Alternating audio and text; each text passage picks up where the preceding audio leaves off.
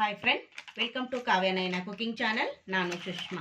ಬನ್ನಿ, ಇವತ್ತು ಚೈನಾ ಗ್ರಾಸ್ನ ಬಳಸಿ ನಾನು ಒಂದು ಪುಡ್ಡಿಂಗ್ನ ಮಾಡಿ ತೋರಿಸ್ತಾ ಇದ್ದೀನಿ. ಸ್ವೀಟ್ ರೆಸಿಪಿ ತುಂಬ ಅಂದರೆ ತುಂಬ ಸುಲಭವಾಗಿ ಮಾಡ್ಕೋಬಹುದು. ಮಾರ್ಕೆಟಲ್ಲಿ ನಿಮಗೆ ಈಸಿಯಾಗಿ ಸಿಗುತ್ತೆ ಚೈನಾ ಗ್ರಾಸ್ ಅಂತ. ಹಾಗೆ ಅಗರ್ ಅಗರ್ ಅಂತ ಪೌಡ್ರ್ ಕೂಡ ಸಿಗುತ್ತೆ. ಹಾಗೆ ಇಲ್ಲಿ ಈ ಥರ ಕೂಡ ಸಿಗುತ್ತೆ. ನಿಮಗೆ ಎರಡು ಕೂಡ ಸಿಗುತ್ತೆ. ನಿಮ್ಗೆ ಯಾವ್ದು ಬೇಕೋ ಅದನ್ನ ನೀವು ತಗೋಬಹುದು. ಇವಾಗ ನಾನಿನ್ನು 8 ಗ್ರಾಮ್ ಇದೆ ಇದನ್ನ ನಾನು ಚೈನಾ ಗ್ರಾಸ್ ಅನ್ನ ತಗೊಂಡಿದ್ದೀನಿ. ಇವಾಗ ಇದನ್ನ ಕಟ್ ಮಾಡ್ಕೊಳ್ಳೋಣ. ತುಂಬಾ ಅಂದ್ರೆ ತುಂಬಾ ಚೆನ್ನಾಗಿರುತ್ತೆ. ಮಕ್ಕಳು ಮನೇಲಿ ಇದಾರಲ್ವಾ, ಇವಾಗ ಬೇಸಿಗೆ ರಜೆ, ಏನಾದ್ರೂ ತಿನ್ನಕ್ಕೆ ಕೇಳ್ತಾನೆ ಇರ್ತಾರೆ. ಅವ್ರಿಗೆ ಈ ತರ ಮಾಡಿಕೊಟ್ರೆ ತುಂಬಾ ಖುಷಿ ಪಟ್ಟು ತಿಂತಾರೆ. ಫ್ರೆಂಡ್ಸ್ ನೋಡಿ, ಒಂದು ಪ್ಯಾಕೆಟ್ ಅಲ್ಲಿ ಇಷ್ಟಿದೆ, ನೋಡ್ತಾ ಇದ್ದೀರಾ. ಇವಾಗ ಇದನ್ನ ಈ ಸೈಜ್ ಅಲ್ಲಿ ಕಟ್ ಮಾಡ್ಕೊಂಡ್ಬಿಡೋಣ, ಚಿಕ್ಕ ಚಿಕ್ಕದಾಗಿ. ನೋಡಿ ಈ ತರ ಕಟ್ ಮಾಡ್ಕೊಳ್ಳೋಣ ಚಿಕ್ಕ ಚಿಕ್ಕ ಪೀಸ್ಗಳಾಗಿ. ಇದನ್ನ ಒಂದೆರಡು ಬಾರಿ ನಾನು ತೊಳ್ಕೊಂಡು ಬರ್ತೀನಿ. ಹಾಲಿಗೆ ಹಾಕಿದ ತಕ್ಷಣ ಹಾಲು ಒಡೆದೋಗ್ಬಾರ್ದಲ್ವಾ, ಅದಕ್ಕೋಸ್ಕರ ಇದನ್ನ ನಾವು ಒಂದೆರಡು ಬಾರಿ ವಾಶ್ ಮಾಡ್ಕೊಂಡು ಬರ್ತೀನಿ.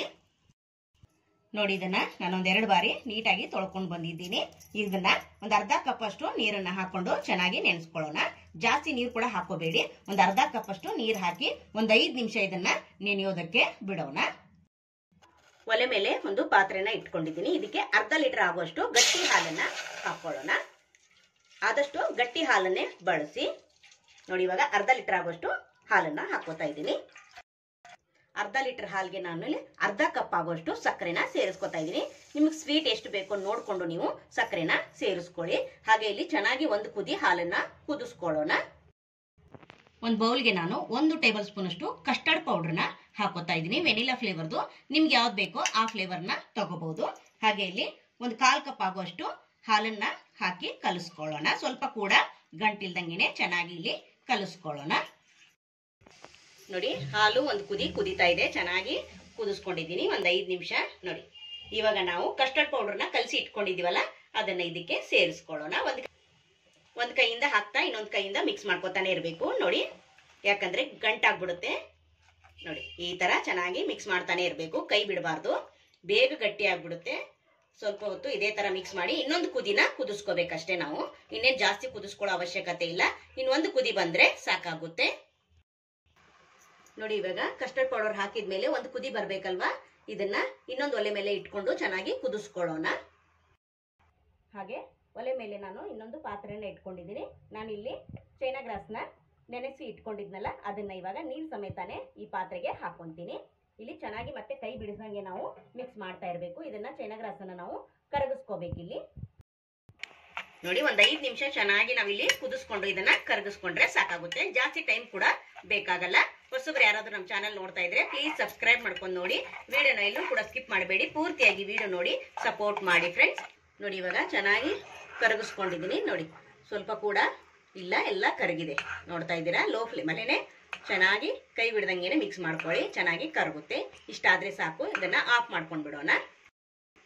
ನೋಡಿ, ಇವಾಗ ಹಾಲು ಕೂಡ ಇನ್ನೂ ಕುದಿತಾನೆ ಇದೆ. ಒಂದು 5 ನಿಮಿಷ ಕುದಿಸ್ಕೊಂಡಿದ್ದೀನಿ. ಇವಾಗ ನಾನಿಲ್ಲಿ ಚೈನಾ ಗ್ರಾಸ್ ಅನ್ನ ಕರಗಿಸ್ಕೊಂಡಿದ್ದೀನಲ್ಲ, ಇದಕ್ಕೇನೆ ಹಾಕೊಂತೀನಿ. ನಿಧಾನಕ್ಕೆ ಹಾಕೊಂಡು ಚೆನ್ನಾಗಿ ಮಿಕ್ಸ್ ಮಾಡ್ಕೊಳ್ಳಿ. ನೋಡಿ,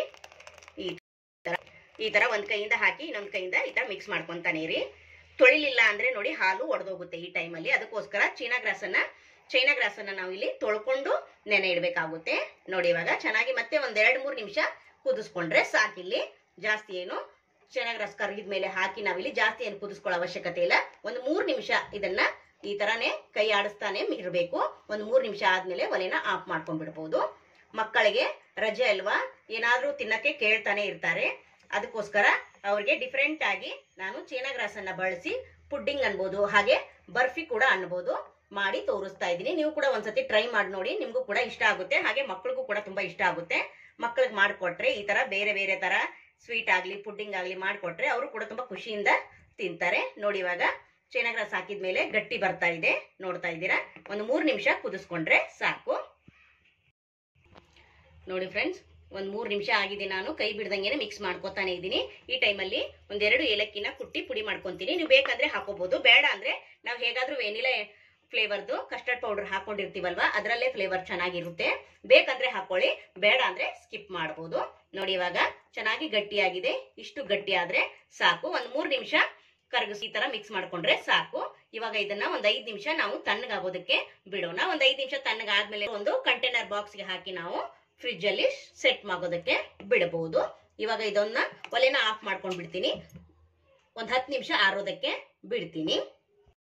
ನೋಡಿ ಇವಾಗ ಒಂದ್ 10 ನಿಮಿಷ ಬಿಟ್ಟಿದ್ದೆ ನಾನು ತಣ್ಣಗಾಗೋದಕ್ಕೆ. ಇವಾಗ ತಣ್ಣಗಾಗಿದೆ.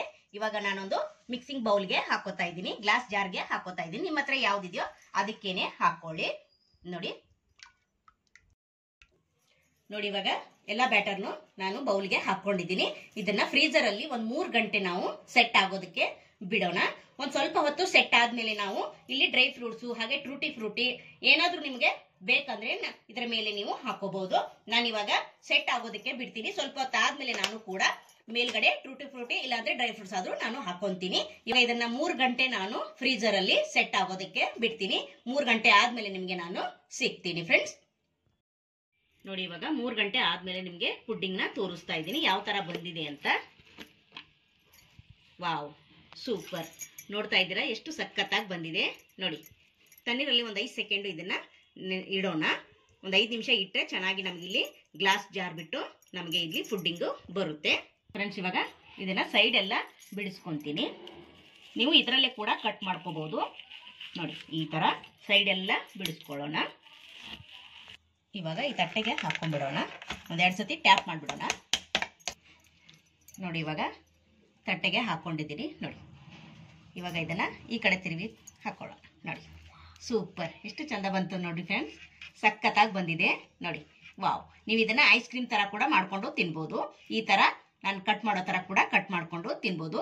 ಒಂದು ಅಗರ್ ಅಗರ್ ಪ್ಯಾಕೆಟ್ ಇಂದ ನೋಡಿ ಎಷ್ಟೊಂದು ಮನೆ ಮಂದಿಗೆಲ್ಲ ಪುಡ್ಡಿಂಗ್ ರೆಡಿ ಆಯ್ತು ಅಂತ ನೋಡಿದ್ರಲ್ಲ ಫ್ರೆಂಡ್ಸ್. ಇವಾಗ ಇದನ್ನ ಕಟ್ ಮಾಡ್ಕೊಳ್ಳೋಣ. ಬನ್ನಿ ಇವಾಗ ಪುಡ್ಡಿಂಗ್ ಸೈಜ್ ಅಲ್ಲಿ ಕಟ್ ಮಾಡ್ಕೊಳ್ಳೋಣ. ನೋಡಿ ನಿಮ್ಗೆ ಯಾವ ತರ ಬೇಕೋ ಆ ತರ ನೀವು ಮಾಡ್ಕೋಬಹುದು. ನೋಡಿ ಸೂಪರ್, ಎಷ್ಟು ಚೆನ್ನಾಗಿ ಬರ್ತಾ ಇದೆ, ಎಷ್ಟು ಚೆನ್ನಾಗಿ ಬರ್ತಾ ಇದೆ ನೋಡಿ ಫ್ರೆಂಡ್ಸ್. ನೋಡಿ ವಾವ್, ಸೂಪರ್.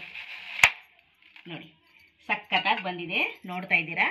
ನೋಡಿ ಸೂಪರ್, ನೋಡಿ ಸಖತ್ತಾಗಿ ಬಂದಿದೆ, ನೋಡ್ತಾ ಇದ್ದೀರಾ ಫ್ರೆಂಡ್ಸ್. ಎಷ್ಟು ಚೆನ್ನಾಗಿ ಬಂದಿದೆ, ಟೇಸ್ಟು ಕೂಡ ಅಷ್ಟೇ ಚೆನ್ನಾಗಿತ್ತು ಫ್ರೆಂಡ್ಸ್. ಸೂಪರ್ ಆಗಿದೆ. ನೋಡಿದ ಫ್ರೆಂಡ್ಸ್ ಎಷ್ಟು ಚೆನ್ನಾಗಿ ಪುಡ್ಡಿಂಗು ರೆಡಿ ಆಯಿತು ಅಂತ ನೋಡ್ತಾ ಇದ್ದೀರಾ. ಒಂದು ಪ್ಯಾಕೆಟ್ ಅಗರ್ ಅಗರ್ನ ಬಳಸಿ ಮನೆ ಮಂದಿಗೆಲ್ಲ ಯಾವ ತರ ಪುಡ್ಡಿಂಗ್ ರೆಡಿ ಆಯಿತು ಅಂತ ನೋಡಿದ್ರ ಫ್ರೆಂಡ್ಸ್. ತುಂಬಾ ಅಂದ್ರೆ ತುಂಬಾ ರುಚಿಯಾಗಿತ್ತು. ನೀವು ಕೂಡ ಒಂದ್ಸತಿ ಟ್ರೈ ಮಾಡಿ ನೋಡಿ. ಸಮರ್ ಸ್ಪೆಷಲ್ ಆಗಿ ನಾನು ಚೀನಾ ಗ್ರಾಸ್ನ ಬಳಸಿ ಪುಡ್ಡಿಂಗ್ನ ಯಾವ ತರ ಮಾಡೋದಂತ ತೋರಿಸ್ಕೊಟ್ಟಿದ್ದೀನಿ. ನೀವು ಕೂಡ ಮಕ್ಕಳಿಗೆ ಮಾಡ್ಕೊಡಿ, ಮಕ್ಕಳು ತುಂಬಾ ಖುಷಿ ಪಟ್ಟು ತಿಂತಾರೆ ಫ್ರೆಂಡ್ಸ್. ಬೇಸಿಗೆ ಇರೋದ್ರಿಂದ ಮಕ್ಕಳಿಗೆ ಆದಷ್ಟು ಮನೆಯಲ್ಲೇ ನಾವು ಈ ತರ ಮಾಡಿಕೊಟ್ರೆ ತುಂಬಾ ಚೆನ್ನಾಗಿರುತ್ತೆ ಅಲ್ವಾ. ಈ ವಿಡಿಯೋ ನಿಮಗೆ ಇಷ್ಟ ಆದ್ರೆ ಪ್ಲೀಸ್ ಲೈಕ್ ಮಾಡಿ, ಶೇರ್ ಮಾಡಿ, ಕಮೆಂಟ್ ಮಾಡಿ, ಸಬ್ಸ್ಕ್ರೈಬ್ ಮಾಡ್ಕೊಳ್ಳಿ. ನಮ್ಮ ವಿಡಿಯೋ ನೋಡಿದ್ದಕ್ಕಾಗಿ ನಿಮ್ಮೆಲ್ಲರಿಗೂ ಧನ್ಯವಾದಗಳು. Thank you for watching. ನಮಸ್ಕಾರ ಫ್ರೆಂಡ್ಸ್.